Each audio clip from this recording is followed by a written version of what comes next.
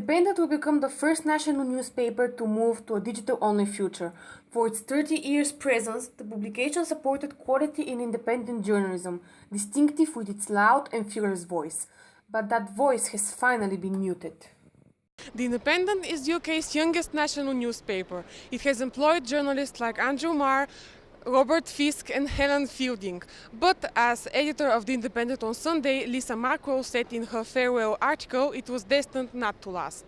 Future editor-in-chief of the QH newspaper at the University of Westminster, London, Rituja Rao, sees hope in a digital-only future. It did last for a while, and I think it's just that they realized that maybe they wanted to do something new and take a new step in terms of the UK media market. And I think at least the new digital era will definitely last.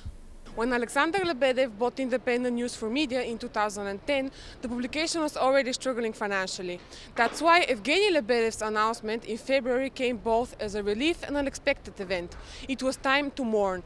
Twitter was flooded with farewells. Katie Newman said she found memories of cutting her own journalistic teeth there, while Suzanne Moore said she hoped the independent spirit and brilliant journalism will live on. There is only one question: under what form? Big changes are said to be underway.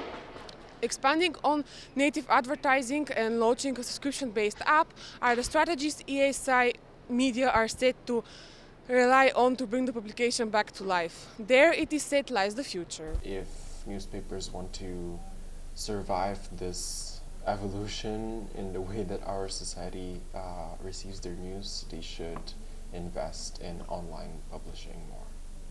Although The Independent has been around in online journalism for a while, it is relatively new compared to the big players in the field like The Guardian and the Daily Mail.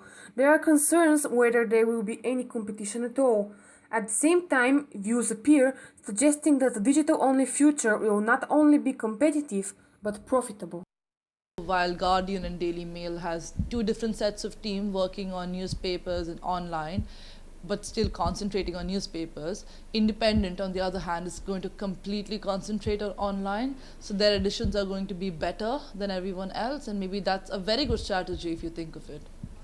Online journalism is where all media are heading, a fact recognized by the industry and by media students. I think online journalism is basically the only option we will have in future. Business journalist Adam Tinworth has said in one of his blogs that the staff of The Independent lack awareness of crucial digital skills. Such professional flaws can cost The Independent not only its audience, but its name and what it stands for. However, such accusations can only be discussed when particular examples are seen. Until then, the editorial team is widely recognized for one of innovation and professionalism. I think it has always been a newbie, so I think new people tend to make difficult decisions, big decisions. So I'm pretty sure the editorial team has the digital skills, and that's the reason they're going online. Evgeny Lebedev, current owner of the publication, commented for The Independent in February that the newspaper industry is changing, and that change is being driven by readers. They are showing us that the future is digital.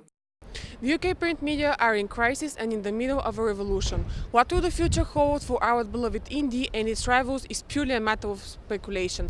Only one question certainty, however, is unshakable: who is going to be next?